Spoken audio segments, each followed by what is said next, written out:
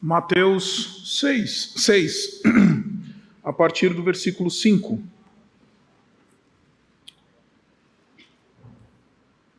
Diz assim: E quando vocês orarem, não sejam como os hipócritas. Eles gostam de ficar orando em pé nas sinagogas e nas esquinas, a fim de serem vistos pelos outros. Eu asseguro que eles já receberam sua plena recompensa. Mas quando você orar, vá para o seu quarto, feche a porta e ore a seu pai que está em secreto. Então seu pai que vê em secreto o recompensará. E quando orarem, não fiquem sempre repetindo a mesma coisa, como fazem os pagãos. Eles pensam que por muito falarem serão ouvidos.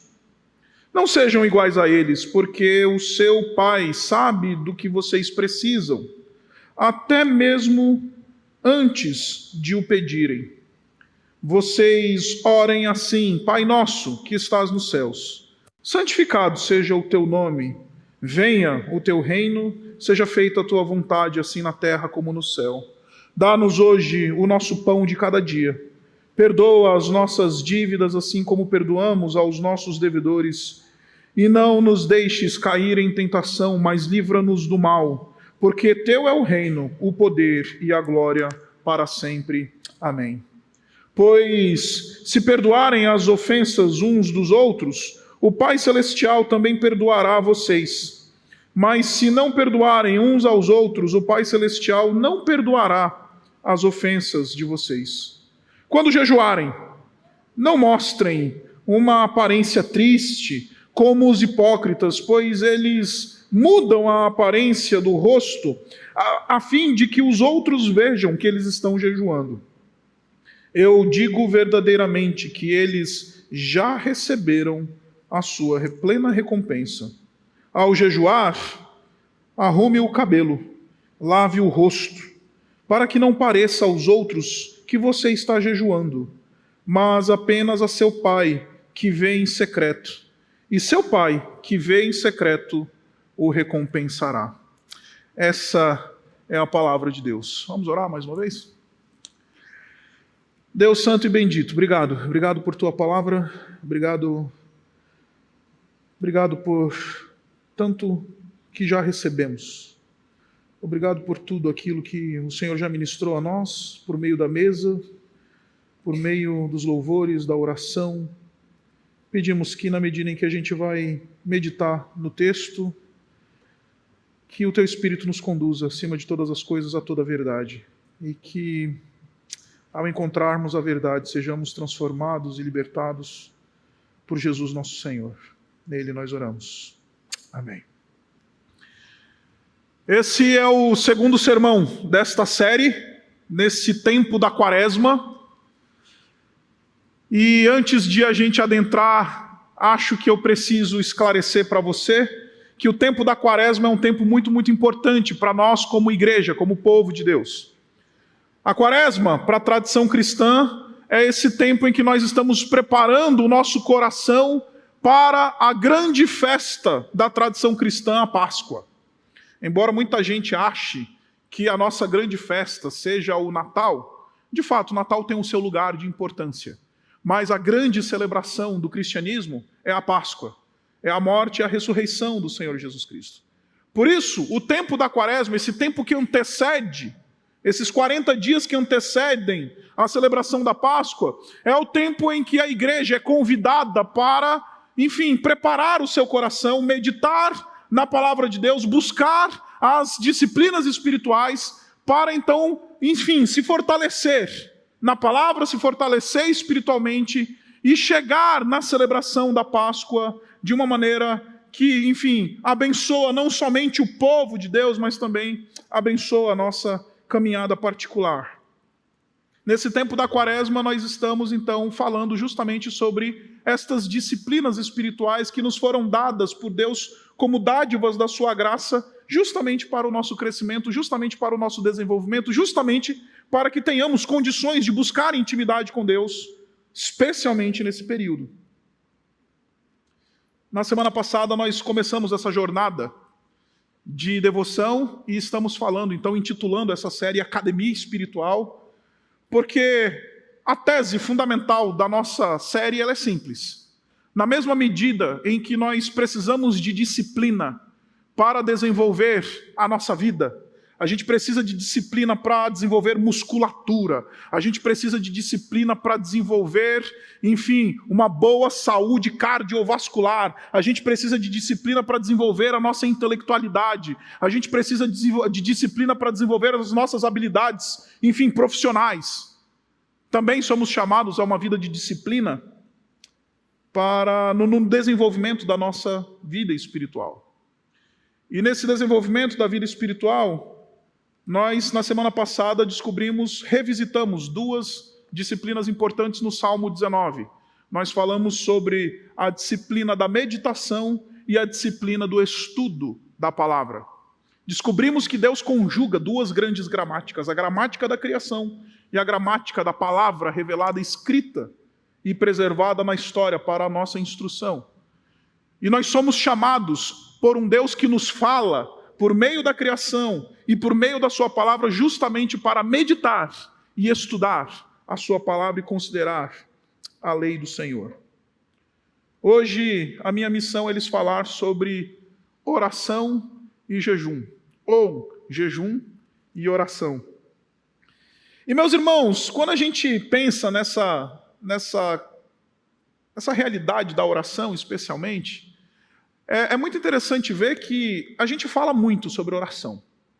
Se você bater no Google lá, ou no YouTube, botar lá sermão sobre oração, você vai ter um leque de sermões para você assistir que é capaz de você chegar ao fim da sua vida e não ter esgotado o cardápio que vai aparecer ali para você.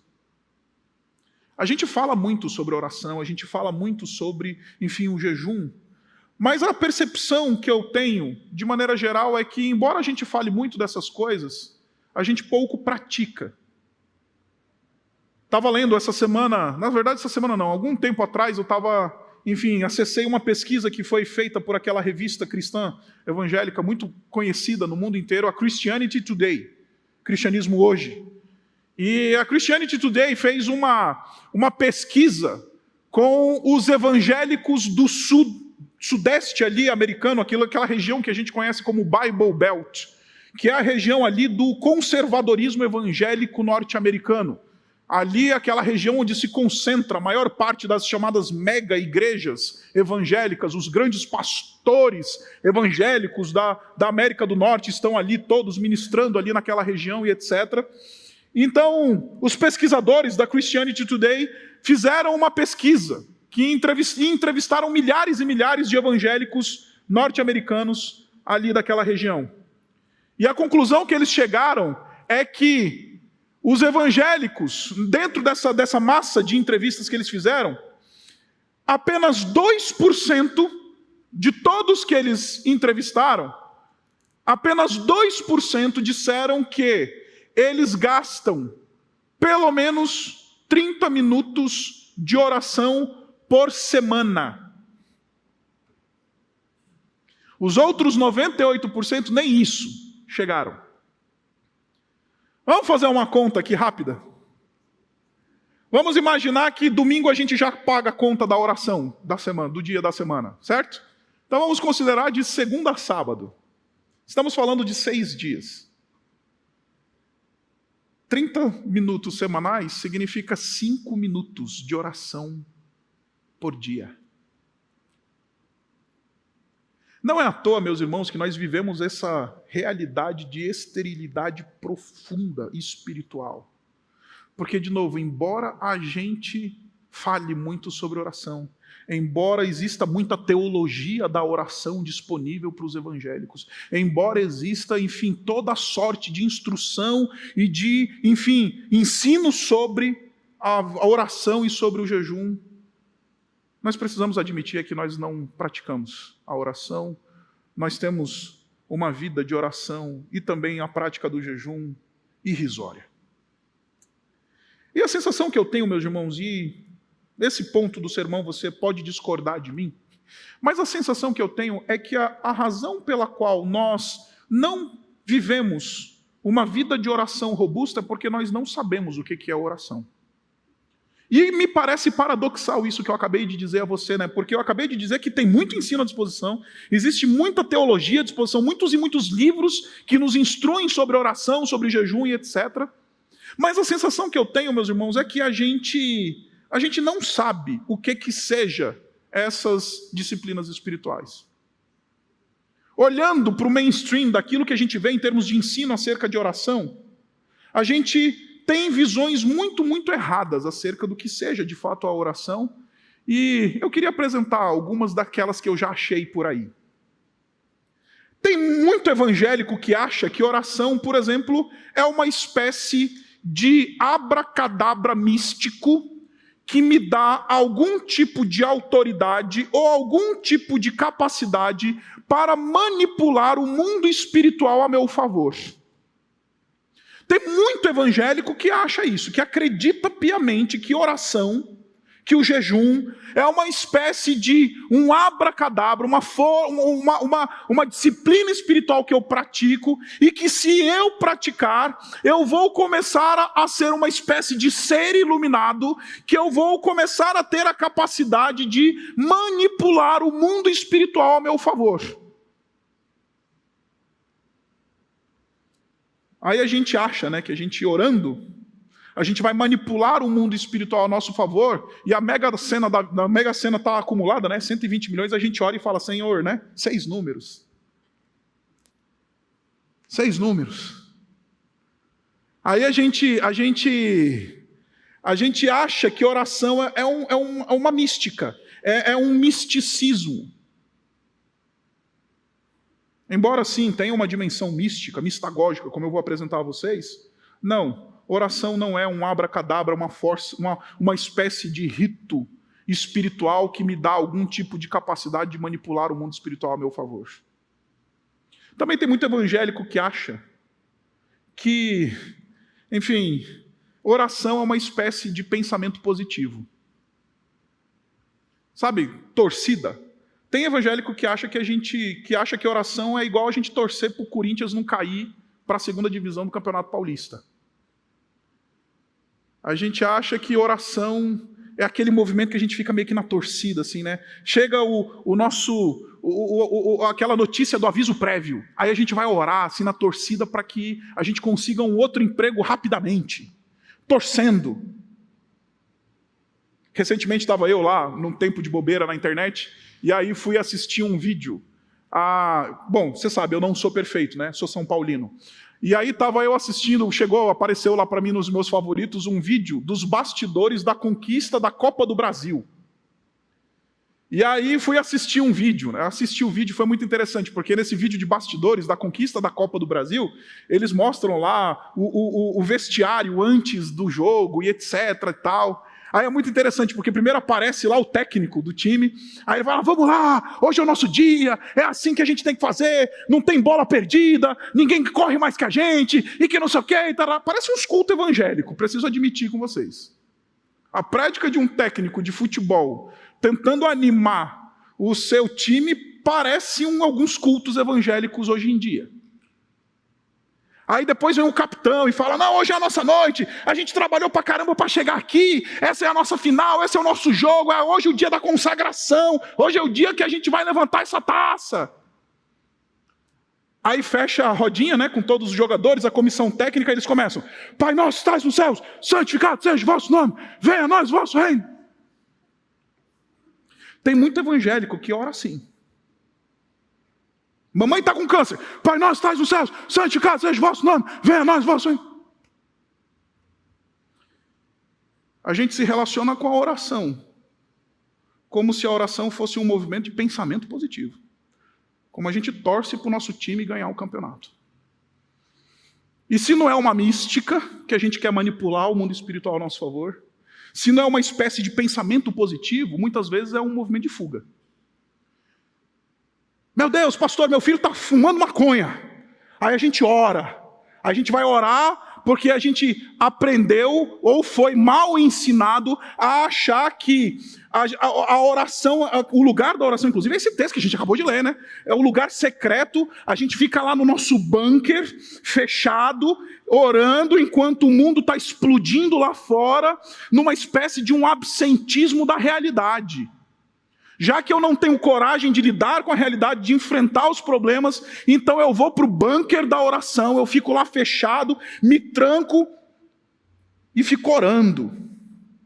Meus irmãos, se tem uma coisa que não é a proposta do cristianismo, é essa. Pelo contrário, nós somos chamados para um processo de formação espiritual, não para fugir da realidade, mas justamente para encarar a realidade. Essas disciplinas espirituais que nós praticamos, elas nos dão estofo emocional e espiritual e psicológico, justamente para que a gente encare a realidade. E não para que a gente fuja da realidade. Aí a oração virou quase que um yoga gospel, né? A gente faz Ih, meu filho não tá, vai perder o ano, pastor.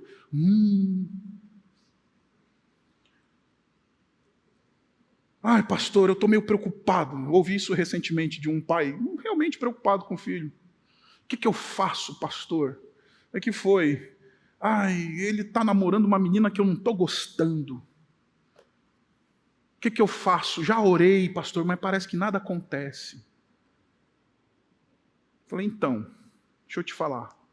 A oração não é para fazer nada acontecer, a oração é para mexer com você.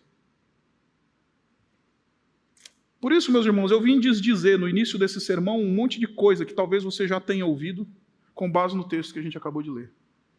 Porque oração não é manipulação do mundo espiritual. Oração não é pensamento positivo gospel e oração também não é absentismo da realidade. Oração é a disciplina espiritual que nos dá o privilégio de adentrar o trono da graça de Deus e viver em intimidade com o Todo-Poderoso. Oração é a disciplina espiritual que me dá o privilégio de falar e me comunicar com o Todo-Poderoso. E nesta comunicação de intimidade e de relacionamento, sou eu que vou sendo tratado e transformado. O pessoal fala, a oração move o braço de Deus. Não, porque se a oração que Jesus nos ensinou diz, seja feita a tua vontade, então a vontade que muda no processo de oração é a minha, né? Então o plano que muda no processo da minha oração é o meu. As inclinações, os valores que são transformados no processo em que eu estou orando, são os meus. Mas o pessoal diz, não, porque a oração move o braço de Deus. Não, não move. A oração move o coração do que ora, por causa do privilégio que ele tem de falar com o Todo-Poderoso e de viver uma relação de intimidade com ele. E meus irmãos, eu sei que esse é um discurso batido, mas se o Filho de Deus na carne, ele precisava constantemente se retirar para orar, para buscar essa intimidade com o seu Pai, para desfrutar destes benefícios que a disciplina espiritual da oração nos oferece como cristãos.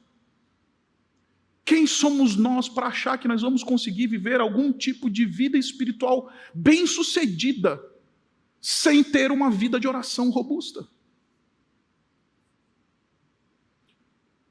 Oração é vital. E o apóstolo Paulo fala, orai sem cessar. A igreja de Atos, ela perseverava na doutrina, mas também nas orações.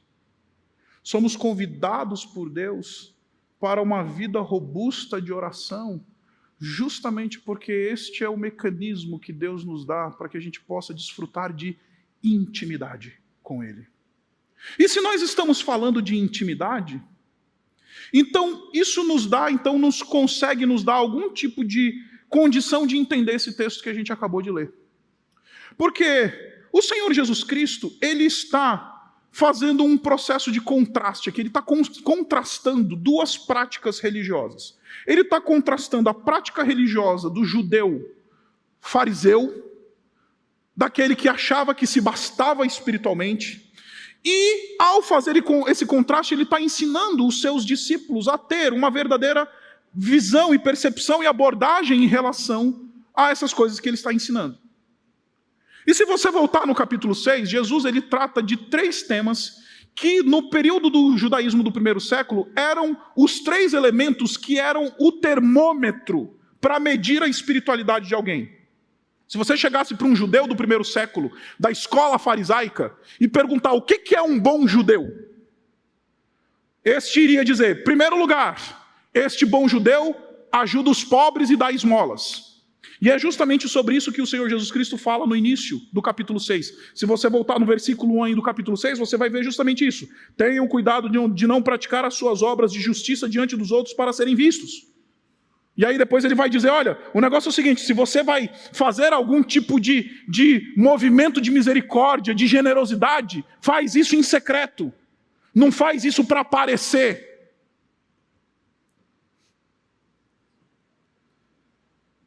Então, em si, a generosidade, a virtude da generosidade, dar esmolas, ajudar os pobres, cuidar daquilo que a gente chama do quarteto da vulnerabilidade, o órfão, o pobre, a viúva e o estrangeiro, que temos esse mandato, inclusive até, não só em nível pessoal, mas até em nível comunitário, de fazer, de cumprir. Mas nós devemos fazer isso de uma maneira que não ostenta. Porque esse é um movimento que é fruto dessa nossa intimidade cultivada com Deus. Segundo lugar, se você perguntasse o que é um bom judeu, senhor fariseu, ele vai dizer, não somente ele dá esmolas, mas ele ora, ele tem uma vida de oração. E em terceiro lugar, o que é um bom judeu, senhor fariseu? Ele dá esmolas, ele tem uma vida de oração e ele jejua. Em Lucas, nós descobrimos que os judeus, os fariseus, nos dias de Jesus, eles jejuavam 2 vezes por semana. Às segundas e às quintas-feiras. Os discípulos de Jesus, eles são questionados por que eles não estão jejuando como jejuavam, por exemplo, os discípulos de João Batista.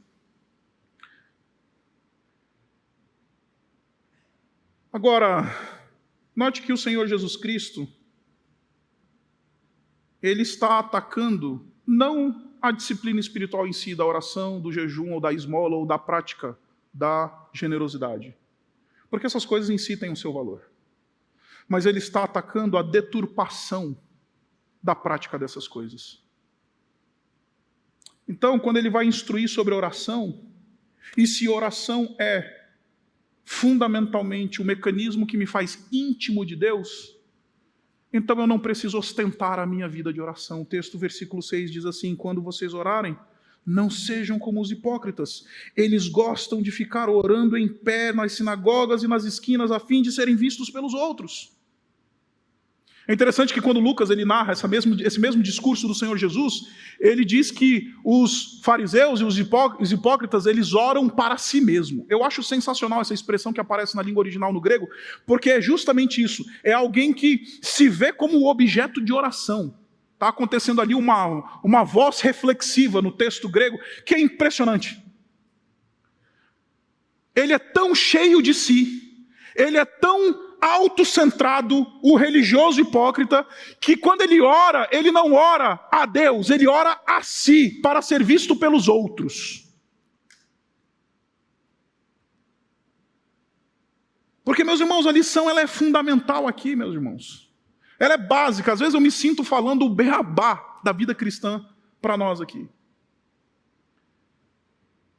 A nossa expressão pública de adoração, ela é vazia de absoluto significado, se ela não for respaldada por uma vida robusta de adoração no contexto privado. E a gente cria, como bons fariseus que somos, a gente cria essa separação entre o que nós somos publicamente e o que nós somos no contexto privado. O que nós somos publicamente, o que nós fazemos publicamente, o que nós fazemos no contexto privado. Uma das experiências mais constrangedoras que eu passei na minha vida recente foi que eu fui convidado para ser o paraninfo de uma turma do Seminário do Betel Brasileiro, um dos seminários onde eu lecionei por bastante tempo. E aí, enfim, cheguei lá no seminário e me deparei com uma figura pastoral, lá uma pastora. embora não creiamos no ministério presbiteral feminino como comunidade, todo respeito lá pela pastora. E foi interessante que a pastora chegou assim montada na Barbie. E aí estava eu sentado no meu lugar, esperando a hora que iam me chamar para eu subir, pregar e tal. E a irmã estava tendo um momento de adoração dela, e sem julgamentos. Ela era uma irmã mais fervorosa, mais, sabe, expansiva e etc. Então, ok, sem problema. Tem aqueles que adoram mais em silêncio, tem aqueles que adoram de maneira mais expansiva, e está tudo bem. Só que estamos lá no meio do momento de louvor que estava acontecendo. A irmã estava lá fazendo aquilo que eu costumo brincar com os jovens da nossa igreja, dizer que tem aqueles que adoram no modelo lavando a janela, né? Que é aquele que fala, não, assim, né? Lavando a janela. E ela estava lá adorando no modelo lavando a janela. E aí ela estava lá orando no modelo lavando a janela e de repente ela está orando assim, ela puxa o celular. E ela faz assim, ó. Tira uma selfie. Aquilo foi de um constrangimento tão grande para mim que estava do lado, porque eu olhei aquilo, eu pensei, não, eu acho que não é isso que está acontecendo. Sei lá, ela pegou o celular para olhar a hora e está sem óculos e precisou distanciar um pouquinho assim, porque quando a gente começa a ter problema de vista, o braço vai encurtando, né? Absolutamente constrangedor. Isso é orar, adorar, louvar, viver uma vida espiritual para o outro. Para o outro. Porque, meus irmãos, não faz sentido viver uma vida de expressão pública sem a segurança da intimidade privada. Fala para tua esposa. Fala assim, amor, a partir de hoje vamos entrar num novo modelo de relação aqui. A partir de agora eu só vou te abraçar, te beijar, demonstrar afeto físico por você na frente das pessoas. Imagina o tanto de prato que vai voar na tua cabeça se tu falar isso para tua mulher. Mas nós evangélicos vivemos esse paradigma de tentar aparentar uma espiritualidade e uma vida com Deus pública, sem o respaldo da intimidade privada. Aí, meu irmão, deixe-me bater um pouquinho mais. Sabe aqueles crentes que falam assim, vou bater no calendário. Pô, estou meio 3 semanas sem ir para a igreja. Aí fala, não, eu vou lá porque eu vou para desencargo de consciência. A gente vai para a igreja não mais para adorar, mas por desencargo de consciência. Né? Às vezes a gente fica assim, nossa, eu estou tanto tempo sem ir para a igreja. Ou, eu vou para a igreja porque senão minha mulher vai me encher o saco porque eu não levo as crianças lá na hora do cultinho e etc. Aí a gente vai para a igreja por desencargo de consciência. Se for assim, não vem para a igreja. Porque não adianta estar aqui. Não adianta estar aqui, participando de uma expressão comunitária pública de adoração, se não tem lá em casa, se não tem no secreto, se não tem no quarto fechado. Isso daqui é respaldado e justificado pelo secreto. Então, não sejam como esses hipócritas, mas entrem no quarto. Fecha a tua porta. Porque no quarto e na porta fechada não tem máscara que a gente consegue vestir. No quarto fechado, na porta trancada, a gente está lá, só a gente e Deus conhece. Ele sonda os nossos corações. Não dá para vestir máscara religiosa na frente do Todo-Poderoso no quarto fechado. Na igreja, no ajuntamento santo, na celebração pública, dá. Passei por uma outra situação extremamente constrangedora. Estou contando os podres hoje aqui. Extremamente constrangedora, não faz muito tempo, fique tranquilo. Essa família não está mais aqui entre nós. Mas eu fui fazer aquela visitinha pastoral, sabe, tomar um café com a família. Aí estou lá, né, eu, marido, a esposa na mesa, um pré-adolescente lá de uns 10, 11 anos de idade e uma criança, e a gente lá conversando, falando sobre a vida, etc, tarará, como é que estão as coisas, tarará. Aí de repente esse pré-adolescente vira para mim e fala assim, pastor, eu queria, do fundo do coração, que tivesse culto todo dia na igreja. Aí eu falei, rapaz, esse menino é crente. Nessa idade que só pensa em Minecraft, falar que quer ir para a igreja todo dia, esse é crente. Esse menino aqui é crente. Até gostei, fiquei feliz. Aí veio o momento constrangedor. Sabe por quê, pastor? Porque quando a gente vai para a igreja, o papai e a mamãe, eles não brigam.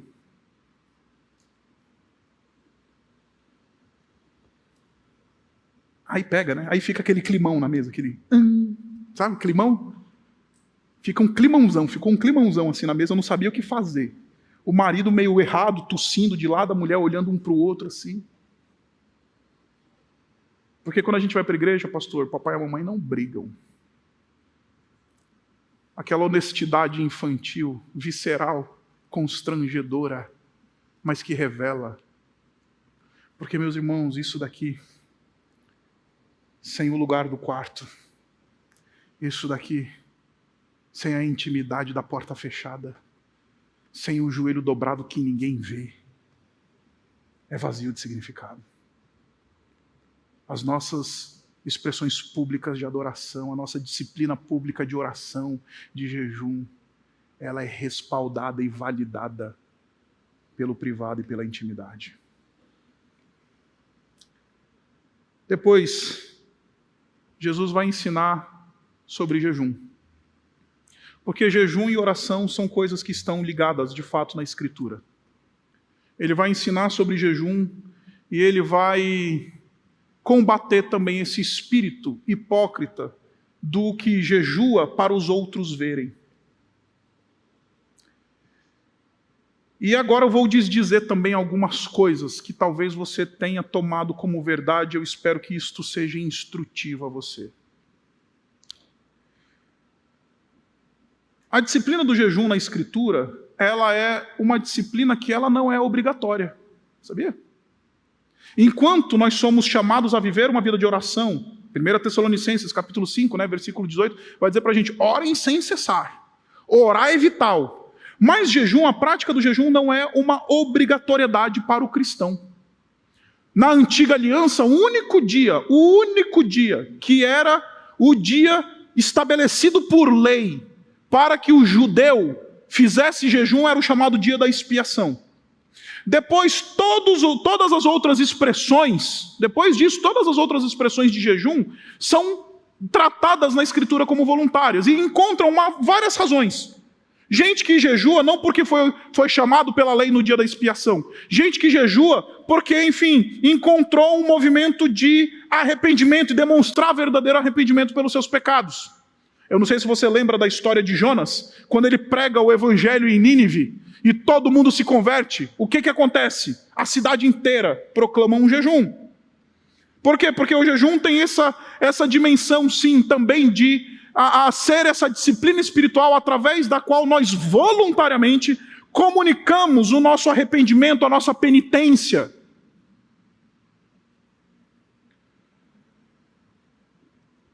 Nós temos pessoas que jejuam na Bíblia porque estão enfrentando situações calamitosas e difíceis.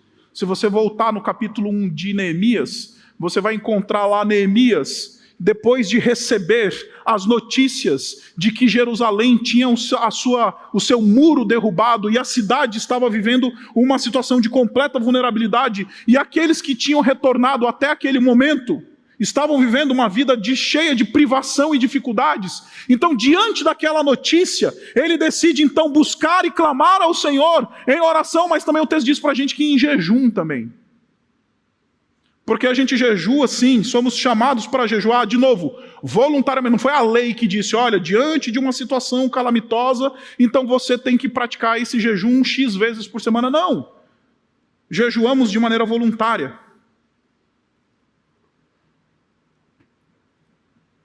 A igreja, em Atos, a igreja primitiva, no livro de Atos, antes de ordenar pastores e enviar missionários, ela também jejuava.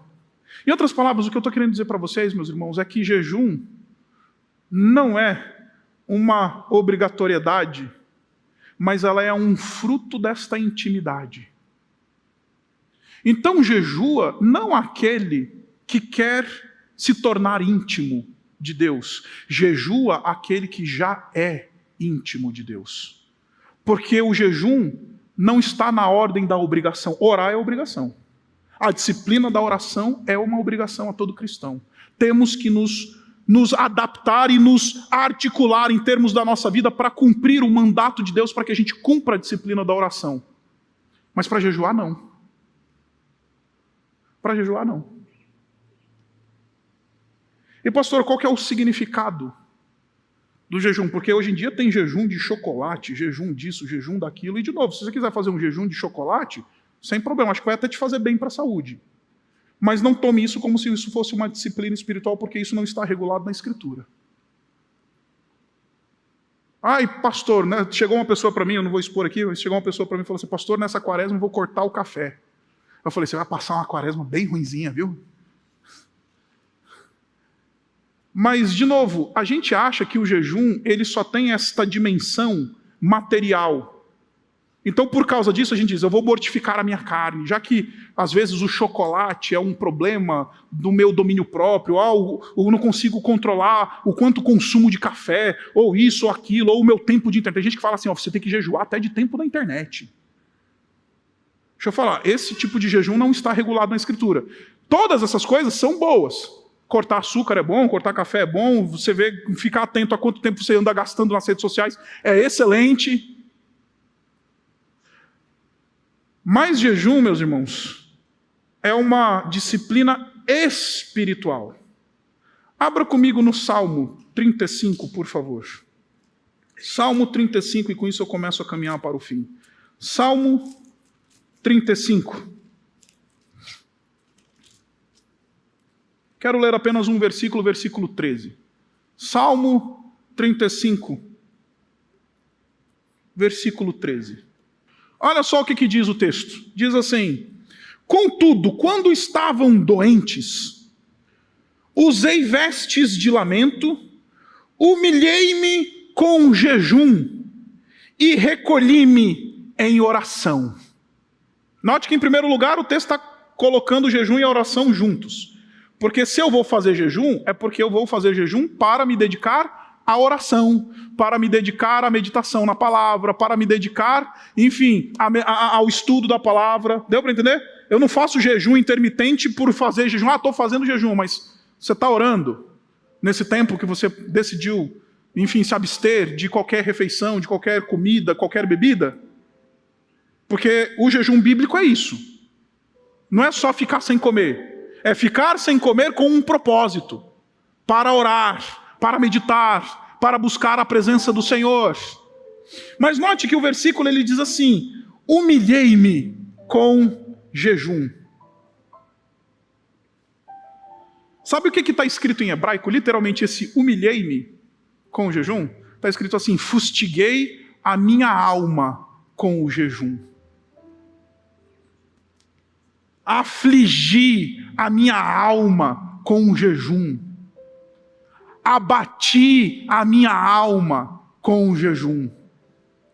Porque a gente acha que o jejum é uma disciplina espiritual do corpo. Não, ela é da alma. Porque quando a gente fica um tempo sem comer, devotados a buscar a presença de Deus, nós estamos afligindo a nossa alma, sendo lembrados de que assim como o nosso corpo precisa de comida, a nossa alma precisa desesperadamente de Deus. Fustigar a alma com jejum é ter fome de Deus. Afligir a alma com jejum é perceber e chegar à conclusão de que sem viver em intimidade com o Todo-Poderoso, eu não vou conseguir andar sobre esta terra. Fustiguei a minha alma, afligi a minha alma. Porque acredite, sim, não estou negando aqui que o jejum tem essa dimensão de mortificação da carne, sim. A gente precisa de vez em quando fazer um jejum para trabalhar os nossos impulsos físicos, alimentares, as nossas paixões. Sim, de fato, não estou negando isso. Mas não tome o jejum como uma mera disciplina física. Porque muito se fala, né, do jejum intermitente. do jejum que emagrece, do jejum que é assim assado. Não, o jejum bíblico é uma disciplina espiritual. É a gente afligir a nossa própria alma para que sejamos lembrados de que carecemos desesperadamente de Deus. Aí vem Jesus e diz assim, então se você vai jejuar, você percebeu que você precisa, ter fome de Deus, que você não consegue viver sem cultivar essa intimidade, lembre-se, vai jejuar. Lava o teu rosto, arruma o teu cabelo, não fica pagando de fariseu por aí, daqueles que entram e falam, ai, como eu estou cansado, porque eu estou fazendo jejum. Ai, olha só, que espiritual, que pessoa espiritual que eu sou, porque estou aqui abatido pelo meu jejum. Diz Jesus, lava o rosto, arruma o cabelo, porque quem tem que ver é o Pai que está no céu. Quem tem que saber que você está jejuando e com fome dele não são os outros. Porque se jejum é fome de Deus, é Deus que tem que saber que a gente está com fome dele. Né? Não é o pastor, não é o líder, não é o meu marido, não é minha mulher. É Deus. E o interessante é que Deus diz, o Pai que te vê em secreto, Ele vai te recompensar. E eu acho sensacional, meus irmãos, porque no texto que a gente acabou de ler, você tem a recompensa para o hipócrita. E você tem a recompensa para o discípulo de Jesus que pratica essas disciplinas de uma maneira bíblica. A recompensa para o hipócrita, o texto diz para a gente que ele já recebeu. Não sejam como os hipócritas, que oram publicamente para serem vistos. Porque por causa disso, eles já receberam. Note que o texto está dizendo para a gente, não é que Deus vai pegar o cara pela hipocrisia dele. Que Deus vai pegar ele e vai falar assim, você foi um hipócrita lá naquela semana, pagando de santarrão e não sei o quê, querendo aplausos das pessoas, já pagando de seres, querendo demonstrar uma espiritualidade que você nunca teve, então eu vou te disciplinar. Não. O texto está dizendo que o fato dele estar nesta condição de hipocrisia já é a recompensa que ele está recebendo por sua falta de intimidade com Deus.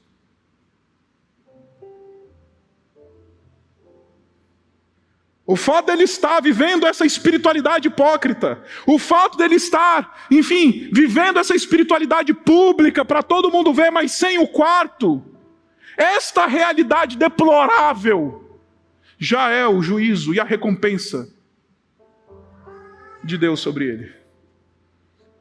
Não vão receber e nem receberam. Desculpa, e nem foi uma coisa lá atrás, é aqui, presente, eles já receberam, está aqui, ó. Essa realidade, essa situação é o juízo de Deus sobre o hipócrita.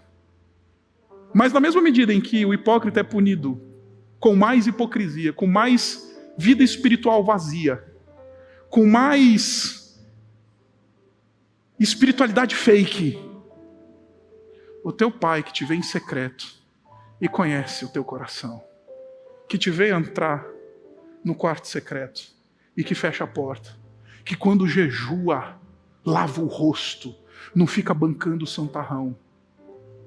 O texto fala para nós, eu queria chamar a sua atenção para isso, o texto também diz assim, e seu Pai que vê em secreto, lendo o versículo 18, o recompensará. Aqui está no futuro. Enquanto o hipócrita já recebeu a sua recompensa, o discípulo de Jesus, ele tem uma esperança de uma recompensa futura. Mas aqui a gente precisa ter cuidado para entender isso, porque aqui é a hora de falar, tá vendo? Então, você vai ter bênção e não sei o quê. Eu podia agora virar o teólogo da prosperidade, acredite. Mas não. O Pai que te vê em secreto o recompensará. Não é que Deus vai me dar 6 números porque eu jejuei ou porque eu quis alguma coisa. O Pai que te vê em secreto o recompensará. Esta é uma palavra de garantia. Em outras palavras, está dizendo assim, vai produzir fruto. É esse tipo de espiritualidade que produz fruto. E a recompensa é a intimidade com o próprio Deus. Porque quem tem fome de Deus verdadeiramente e pratica o jejum bíblico, Deus promete recompensar essa fome, aliviar essa fome, matar essa fome. Quem ora no quarto secreto, para não para os outros verem, mas para se encontrar com Deus, Deus está dizendo, eu vou encontrar com Ele. Ele será recompensado. O Pai que te vê em secreto o recompensará. Deus não vai deixar o que vai para o quarto em secreto sozinho. Deus não vai deixar de se aproximar daquele que jejua de uma maneira bíblica, porque está com fome de Deus. Ele vai recompensar, e a recompensa é o próprio Deus. Aí a pergunta final que se levanta então é, pastor, como é que essas coisas todas, elas adentram de maneira profunda e se tornam verdadeiramente práticas? Eu trago uma reflexão de Agostinho de Hipona. Agostinho de Hipona, ele fala que, embora os evangelhos nos contem que Jesus, o Filho de Deus, ele tenha jejuado somente uma vez lá no deserto, você pode olhar lá em Mateus no capítulo 4, Agostinho sugere que o grande jejum de Jesus aconteceu no Getsêmani. Ele se recolhe, vai para o Getsêmani e ele fala assim, Pai, que não seja feita a minha, mas a tua vontade. Ele se recolhe porque ele tem verdadeira fome do seu Deus. Ele se recolhe no Getsêmani porque ele tem fome de Deus. Então, diz Agostinho, toda a expressão pública posterior da cruz, do madeiro, do julgamento, tudo aquilo que aconteceu publicamente na vida de Jesus e que foi em honra a Deus, foi justificado, porque antes ele se ajoelhou no Getsêmani e suou sangue no Getsêmani. A gente evangélico gosta da celebração da cruz. A gente gosta da expressão pública do Calvário, mas a gente não gosta de fustigar a alma no Getsêmani com Jesus. Intérpretes mal informados acham que quando o texto diz para nós que Jesus está suando sangue no Getsêmani, eles querem interpretar isso de uma maneira médica. E aí eles querem dizer assim, não, Jesus estava com uma pressão tão alta que estava saindo sangue pelos poros da pele. Não vou entrar no mérito dessa questão, mas eu prefiro a interpretação que diz que ali é que começa o derramar do sangue do Filho de Deus. Não começou quando ele foi castigado, chicoteado e crucificado. O derramar do sangue do Filho de Deus começou no lugar privado, na angústia do Getsêmani, quando ele fustigava a sua alma diante do seu Deus. Então derramar o sangue publicamente faz sentido. Derramar o sangue para todos os olhos verem faz sentido. Porque o mesmo sangue já tinha sido derramado no lugar da privacidade, no lugar da intimidade. Eu não sei como é que você chega aqui. Eu não sei como é que você encerra o seu domingo. Eu não sei o quanto isso mexe com você. Mas a minha oração por mim e por você é que a gente saia daqui constrangidos por não levar a sério a dimensão da vida privada com Deus, que justamente justifica tudo aquilo que a gente faz publicamente. Desprezamos o cultivo de uma disciplina espiritual. Saiamos daqui hoje convencidos, falando, eu preciso orar. Saia daqui hoje, marcando na tua agenda o tempo diário que você vai colocar na agenda. Eu vou orar, vou cultivar intimidade, vou fustigar a minha alma na presença de Deus, para que então toda a expressão pública da minha fé, ela encontre respaldo Meu pai, ele dizia que esse é o tipo de cristianismo que tem tutano. Cristianismo de tutano é esse. Não é o que brilha lá no Calvário, é o que sangra no Getsemane. Abaixa sua cabeça e vamos orar. Deus bendito, louvado seja o teu nome. Louvado seja o teu nome porque somos constrangidos em amor. Somos chamados por ti e pelo teu Espírito para viver em intimidade contigo. Pai, como a gente precisa se arrepender. Como nós precisamos nos arrepender da nossa vida farisaica, do nosso ímpeto de viver uma espiritualidade de vitrine somente para os outros verem. Pai, perdoa a nossa hipocrisia. Que a gente saia daqui hoje, essa noite, convencidos do lugar secreto, convencidos da intimidade com Deus, convencidos da caminhada do lugar fechado contigo. E seja esse lugar onde a gente fustiga a nossa alma, onde a gente aflige o nosso coração, onde a gente prega para a gente mesmo por meio do jejum que temos fome de ti. Pai, como a gente anda distante de ti, como a gente precisa de graça. Nos lembra do teu Filho, nos lembra de Jesus, nosso Senhor. Nos lembra que Ele nos convida para o jejum do Getsemane, para sangrar no Getsemane, porque só depois que sangra no Getsemane faz sentido sangrar no Calvário. Só depois de fustigar a alma no Getsemane faz sentido fustigar o corpo na Via Crucis. Pai, quão desesperadamente carentes nós somos da Tua graça e do Teu Espírito nos convidando para o quarto fechado. Nos perdoa por tratar a nossa comunicação contigo de maneira espúria, achando que oração é esse movimento de mística que vai nos dar poder para manipular o Todo-Poderoso a nosso favor. Nos perdoa por transformar a disciplina da oração em absentismo da realidade. E nos perdoa porque somos os primeiros a transformar a oração em pensamento positivo. Pai, que privilégio é poder acessar o trono da Tua graça pela oração. E que privilégio tão desprezado na nossa vida. Por isso nos visita, nos acolhe em amor e nos trata esta noite. Nós oramos assim no nome dele. Amém.